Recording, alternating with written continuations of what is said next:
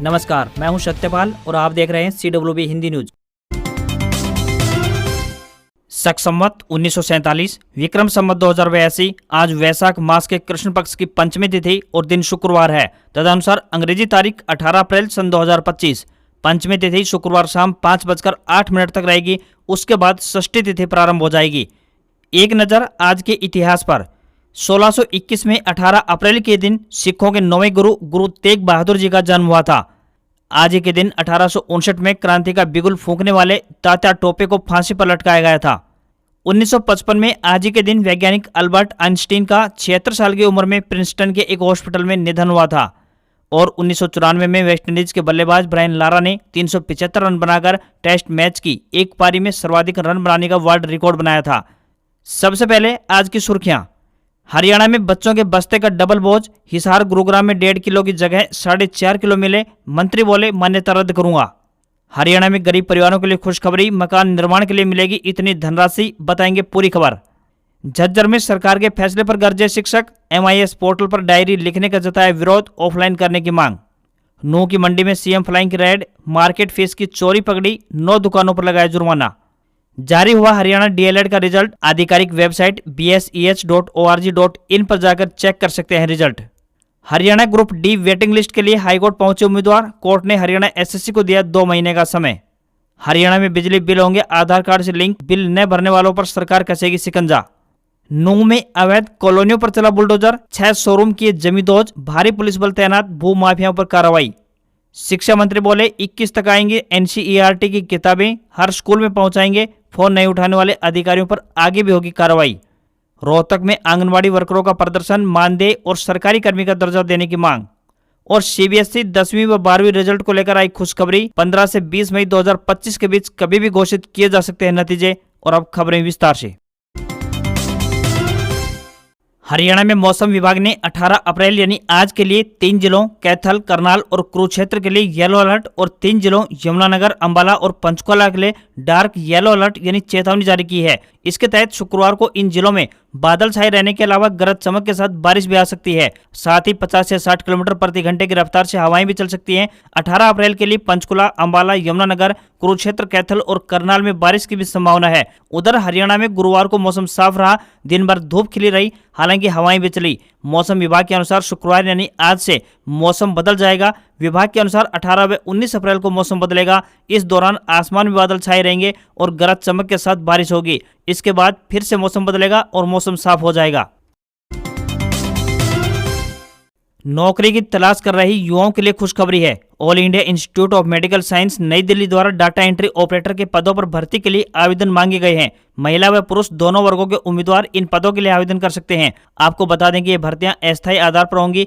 जो भी उम्मीदवार इन पदों के लिए इच्छुक हैं वह अपने आवेदन ईमेल के माध्यम से भेज सकते हैं। आवेदन करने की आखिरी तारीख 27 अप्रैल शाम 5 बजे तक रहेगी। इन पदों के लिए उम्मीदवार स्नातक पास होने जरूरी है। आवेदक के पास कंप्यूटर का ज्ञान व हिंदी तथा अंग्रेजी टाइप में अच्छी स्पीड होनी चाहिए। किसी भी वर्ग में उम्मीदवारों को कोई भी आवेदन शुल्क नहीं देना होगा। न्यूनतम आयु 18 वर्ष और अधिकतम आयु 25 वर्ष तय की गई है। उम्मीदवारों से विनम्र निवेदन है कि भर्ती के लिए आवेदन करने से पहले आधिकारिक विज्ञापन अवश्य देख लें।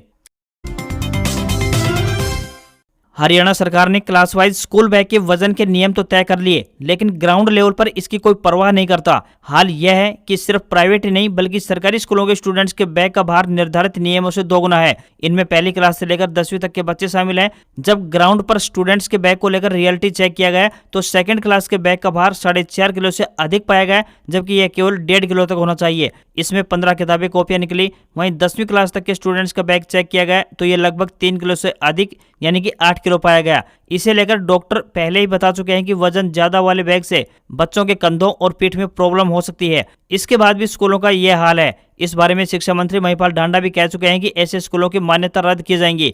बैग के वजन के नियम का पालन न करा पाने वाले अधिकारियों के खिलाफ कार्रवाई की जाएगी। हालांकि अब तक किसी पर कार्रवाई नहीं हुई है। यह हाल सरकारी और प्राइवेट दोनों स्कूलों का है।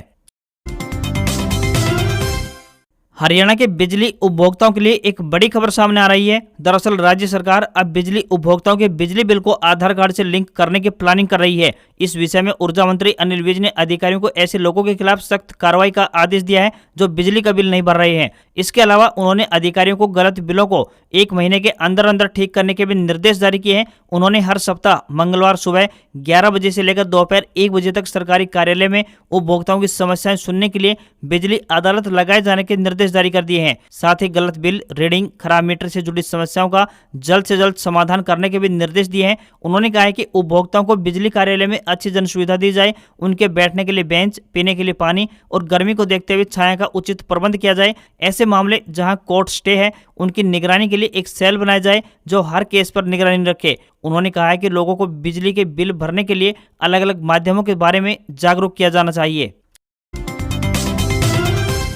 हरियाणा के 9 जिले में विकसित हो रही अवैध कॉलोनियों को लेकर जिला नगर योजनाकार विभाग पूरी तरह से सख्ती बरतते हुए है। जिले में लगातार हो रही तोड़फोड़ कार्रवाइयों से भू माफियाओं में हड़कंप मचा हुआ है। बीते 2 दिनों की बात करें तो जहां तावड़ू और फिरोजपुर झिरका में अवैध कॉलोनियों पर बुलडोजर ने कहर बरपाया था, तो वहीं गुरुवार को पुनाना के पेमा रोड पर करीब 2 एकड़ अवैध कॉलोनी में विकसित कई मंजिला शोरूमों को ध्वस्त कर दिया गया। कार्रवाई के दौरान मौके पर कोई विरोध न हो, इसके लिए पर्याप्त मात्रा में पुलिस बल की मौजूदगी रही। वहीं डीटीपी अधिकारी ने भू माफियाओं के खिलाफ मुकदमा दर्ज करने की भी चेतावनी दी है। कार्रवाई के दौरान करीब 5 से 6 शोरूमों को जमींदोज किया गया। डीटीपी अधिकारी विनेश कुमार ने कहा कि अगर प्रॉपर्टी डीलर अवैध कॉलोनी में निर्माण करने से बाज नहीं आए तो उनके खिलाफ पुलिस को शिकायत देकर मुकदमे दर्ज करवाए जाएंगे। कार्रवाई अभी जारी है। ऐसी सभी कॉलोनियों को चिन्हित किया जा रहा है जो अवैध रूप से विकसित हो रही है। यह तोड़फोड़ अभियान रुकने वाला नहीं है। पुनाना में यह अभियान लगातार जारी रहेगा। विनेश कुमार ने लोगों से अपील करते हुए कहा कि विभाग से अनुमति लेने के बाद ही निर्माण कार्य करें। लोग भू माफियाओं के चक्कर में आकर अपनी खून पसीने की कमाई को बर्बाद न करें।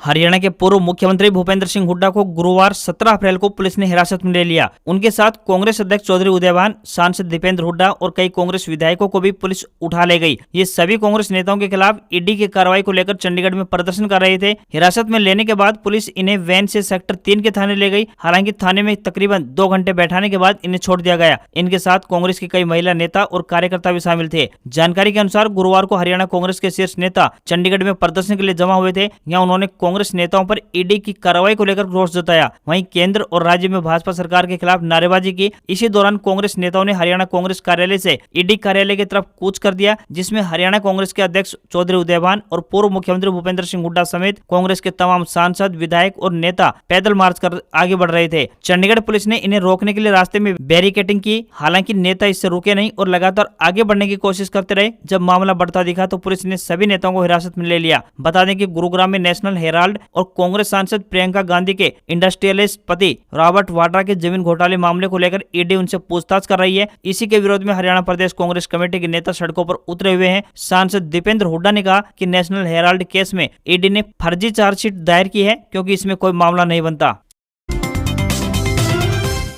झज्जर में MIS पोर्टल पर डायरी लिखे जाने के विरोध में जिला मुख्यालय पर शिक्षकों की तरफ से धरना प्रदर्शन किया गया। यह प्रदर्शन राज्य के प्राथमिक शिक्षक संघ, हरियाणा मास्टर वर्ग एसोसिएशन, हरियाणा शारीरिक शिक्षक संघ और हसला की तरफ से संयुक्त रूप से किया गया। धरना प्रदर्शन के दौरान सरकार के नए फैसले का विरोध जताया गया है। शिक्षकों ने कहा है कि यदि सरकार अपने इस फैसले को वापस नहीं लेती है तो फिर सरकार के खिलाफ राज्य स्तर पर संघर्ष का बिगुल फूंक दिया जाएगा, जिसकी जिम्मेदारी सरकार की होगी। संगठन की तरफ से जिला शिक्षा अधिकारी के माध्यम से एक ज्ञापन भी सौंपा गया, जिसमें सरकार के इस फैसले पर नाराजगी जताई गई है। धरना प्रदर्शन के दौरान संगठन की तरफ से बताया गया कि सरकार के इन नए आदेशों में कहा गया है कि इस राज्य के सभी अध्यापकों द्वारा इसी माह की 9 अप्रैल से अध्यापक की डायरी MIS से संचालित की जाएगी। सभी अध्यापकों के लिए अपनी टीचर डायरी अपडेट करना अनिवार्य होगा। भले ही कोई अध्यापक ड्यूटी पर हो, प्रशिक्षण पर हो या फिर कार्यशाला आदि में भाग ले रहा हो या फिर किसी भी तरह की छुट्टी पर हो, उसे पोर्टल पर अपडेट करना होगा। शिक्षकों को अपनी डायरी दैनिक या साप्ताहिक आधार पर लिखनी होगी। अध्यापक द्वारा डायरी भरने के उपरांत उक्त स्कूल के प्रिंसिपल द्वारा डायरी का पुनः अवलोकन किया जाएगा। इन्हीं आदेशों के विरोध में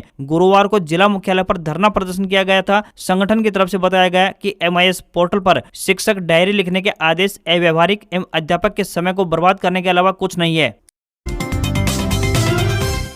हरियाणा के झज्जर में इनेलो पार्टी ऑफिस में करण सिंह चौटाला पहुंचे। कार्यकर्ताओं से रूबरू होकर पार्टी के संगठन की मजबूती को लेकर विचार विमर्श किया। केंद्र सरकार द्वारा पास किए गए वक्फ बोर्ड के नए कानून को लेकर अब इनेलो भी मैदान में कूदने जा रही है। इनेलो नेता करण चौटाला ने कहा कि उनकी पार्टी स्थिति का अवलोकन कर रही है और जरूरत पड़ी तो इस लड़ाई को लड़ने में पीछे नहीं हटेगी। उन्होंने कहा कि भाजपा मुद्दों से ध्यान भटकाने और किसान, गरीब और हर वर्ग को कमजोर करने के चक्कर में इस प्रकार के बिल लाती रहती है। प्रदेश भर में फैल रही नशे के नेटवर्क पर भी करण चौटाला ने सरकार पर हमला बोला। उन्होंने कहा कि बगैर सरकारी संरक्षण के नशा नहीं बिक सकता। नशा और क्राइम दोनों हरियाणा में बढ़ रहे हैं और सरकार का इस पर कतई कंट्रोल नहीं है। हरियाणा के नूह में बीती देर शाम सीएम फ्लाइंग की टीम ने मंडी में रेड की। नूह की सबसे बड़ी अनाज मंडी पुनाना में व्यापारियों द्वारा सरसों और गेहूं की खरीद में मार्केट फीस चोरी कर अवैध रूप से गोदामों में भरने की शिकायत मिलने के बाद जिला विपणन एवं प्रवर्तन अधिकारी और सीएम फ्लाइंग रेवाड़ी की टीम ने संज्ञान लेते हुए पुनाना में ताबड़तोड़ कार्रवाई की है। टीम को भारी मात्रा में मार्केट फीस चोरी पाई गई है, जिसके बाद व्यापारियों पर जुर्माना लगाया गया। दोनों टीमों की यह कार्रवाई देर शाम जारी रही। कार्रवाई के दौरान मंडी व्यापारियों में हड़कंप मच गया। हरियाणा राज्य कृषि विपणन बोर्ड सीएम फ्लाइंग की टीम ने पुनाना अनाज मंडी में छापेमारी की है। टीम ने मंडी में आधा दर्जन से अधिक आड़तियों का निरीक्षण किया और स्टॉक रजिस्टर की जांच भी की। मार्केट फीस चोरी पाए जाने पर 9 दुकानों पर 3,21,686 रुपए की रिकवरी की और जुर्माना लगाया। व्यापारियों द्वारा मंडी के बाहर बनाए गए गोदामों का भी टीम ने निरीक्षण किया। टीम लगातार चेकिंग कर रही है। मार्केट फीस चोरी करने वाले किसी भी व्यक्ति को बख्शा नहीं जाएगा। मुख्य प्रशासक मुकेश आहूजा के दिशा निर्देश पर लगातार इस तरह की कार्रवाई जारी रहेगी। हरियाणा के शिक्षा मंत्री महिपाल ढांडा ने पानीपत में स्कूली किताबों, नशा मुक्ति अभियान और नशे का अवैध कारोबार करने वालों पर बड़ा बयान दिया है। साथ ही उन्होंने उन अधिकारियों को फिर से चेतावनी दी है जो विधायक और मंत्रियों के फोन नहीं उठाते हैं और नहीं कॉल बैक करते हैं। शिक्षा मंत्री ने कहा कि मुख्यमंत्री का विजन है कि नशे की वजह हो रही बर्बादी को रोका जाए। ढांडा ने कहा कि जीवन के साथ खिलवाड़ करने वाले आदतन ऐसे कारोबारी हैं जो लोगों के जीवन को लील रहे हैं। उनके खिलाफ कड़ा कानून बनाना, उनकी संपत्ति सील करना, उन पर बुलडोजर चलाना, उनको अंदर ठोकना, यह काम तो सरकार कर रही है। उन्होंने कहा कि मगर इन सब के लिए समाज का सहयोग सबसे अधिक जरूरी है। यह इतनी बड़ी सामाजिक बीमारी है जिसे लग गई तो उसके रिजल्ट खराब ही हैं। शिक्षा विभाग से संबंधित उन्होंने कहा कि एनसीईआरटी की किताबें 21 अप्रैल तक हर स्कूल में पहुंचा देंगे। शिक्षा विभाग हरियाणा में एक नया कीर्तिमान स्थापित कर रहा है। रोहतक जिले में आंगनवाड़ी कार्यकर्ता सहायिका यूनियन ने मानसरोवर पार्क में धरना प्रदर्शन किया। कार्यकर्ताओं ने उपायुक्त के माध्यम से मुख्यमंत्री को ज्ञापन सौंपा। आंगनवाड़ी कर्मी लंबे समय से सरकारी कर्मचारियों का दर्जा मांग रहे हैं। सरकार उन्हें श्रमिक का दर्जा देने को भी तैयार नहीं है। इन मांगों को लेकर 118 दिन की हड़ताल भी की गई थी। हड़ताल में मानी गई मांगे अभी तक लागू नहीं हुई है। हड़ताल के दौरान 975 वर्कर हेल्पर को नौकरी से निकाल दिया गया था। आंदोलन के दबाव में उन्हें वापस तो ले लिया गया, लेकिन हड़ताल के दिनों का मानदेय अभी तक नहीं मिला है। मुख्यमंत्री से मुलाकात में आश्वासन मिला था। कुछ वर्कर हेल्पर को बकाया मिला है, लेकिन अधिकांश को अभी तक नहीं मिल पाया है। कर्मचारियों को नई चुनौतियों का सामना करना पड़ रहा है। फोटो कैप्चर की शर्त और पोषण ट्रैकर से वरिष्ठ महिला कर्मियों को परेशानी हो रही है। महंगाई के समय में कम मानदेय से गुजारा मुश्किल हो गया है। ऑल इंडिया किसान खेत मजदूर संगठन के राज्य सचिव कॉमरेड जयकरण ने कर्मियों को समर्थन दिया। साथ ही उन्होंने कहा कि किसान भी उनके साथ हैं। हरियाणा में गरीब परिवारों के लिए एक अच्छी खबर सामने आ रही है। बता दें कि प्रधानमंत्री आवास योजना यानी ग्रामीण क्षेत्र के तहत राज्य में कुल 69,325 लोगों को पक्के मकान का लाभ मिलेगा। इसके लिए 44,109 लोगों ने रजिस्ट्रेशन कराया है। करीब 31,000 लोगों को इस योजना के तहत पहले किस्त की राशि मिल चुकी है और जब मकान लेंटर तक पहुंच जाएगा तब दूसरी किस्त जारी की जाएगी। प्रधानमंत्री आवास योजना के तहत ग्रामीण क्षेत्र में मकान निर्माण के लिए 3 किस्तों में 1,38,000 रुपए की आर्थिक सहायता दी जाती है। पहले किस्त के रूप में 45,000 रुपए, दूसरी किस्त के रूप में 60,000 तो वहीं तीसरी किस्त के रूप में 33,000 रुपए की राशि दी जाती है। वहीं शहरी क्षेत्र में मकान निर्माण के लिए 2.5 लाख रुपए की आर्थिक सहायता राशि दी जाती है। वर्तमान में जिन लोगों के मकान निर्माण का काम जारी है उन्हें आर्थिक सहायता राशि देने की प्रक्रिया चल रही है। नए टारगेट को लेकर लोगों से 30 अप्रैल तक आवेदन आमंत्रित किए गए हैं। कैथल जिले में अब तक 30,000 लोग प्रधानमंत्री आवास योजना के तहत आर्थिक सहायता राशि प्राप्त करने हेतु आवेदन कर चुके हैं। इस योजना के तहत लाभार्थियों की बात करें तो करनाल जिले में 10,328 लोगों को इस योजना का सबसे अधिक लाभ मिलेगा।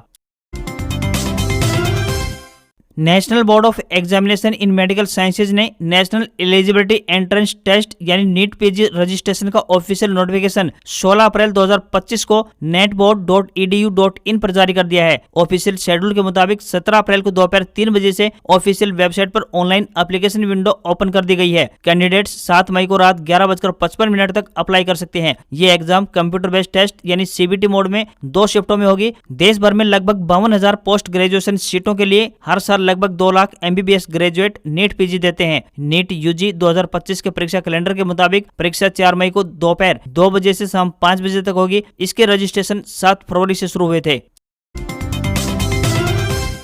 सैमसंग इंडिया ने मिड रेंज सेगमेंट में नया 5G स्मार्टफोन गैलेक्सी M56 भारतीय बाजार में लॉन्च कर दिया है। यह गैलेक्सी M55 का अपग्रेडेड वर्जन है, जिसे कोरियन टेक कंपनी ने पहले से बेहतर डिस्प्ले, 50 मेगापिक्सल का AI कैमरा और कई AI फीचर्स के साथ पेश किया है। इसके अलावा सैमसंग ने फोन को 6 साल के एंड्रॉइड अपडेट्स और सिक्योरिटी पैच के साथ पेश किया है। कंपनी ने फोन को 8GB रैम और 2 स्टोरेज वेरिएंट में उतारा है। इसके 128GB स्टोरेज वेरिएंट की कीमत की बात करें तो 27,999 रुपए और 256GB स्टोरेज वेरिएंट की कीमत 30,999 रुपए रखी गई है। इसकी सेल 23 अप्रैल दोपहर 12 बजे से ई-कॉमर्स वेबसाइट अमेजन और सैमसंग की ऑफिशियल वेबसाइट पर शुरू होगी। शुरुआती सेल में 3,000 रुपए का बैंक डिस्काउंट भी मिलेगा।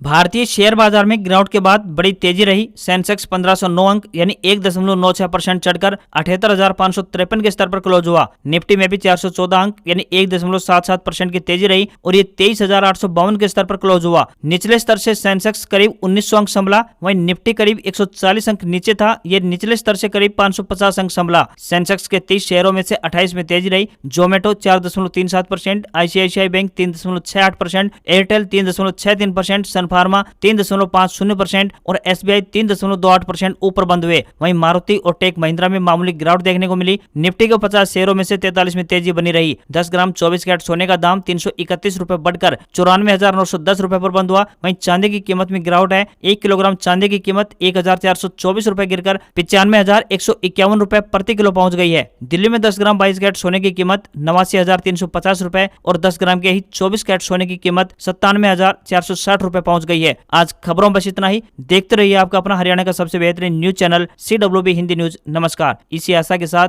आपका दिन शुभ रहे।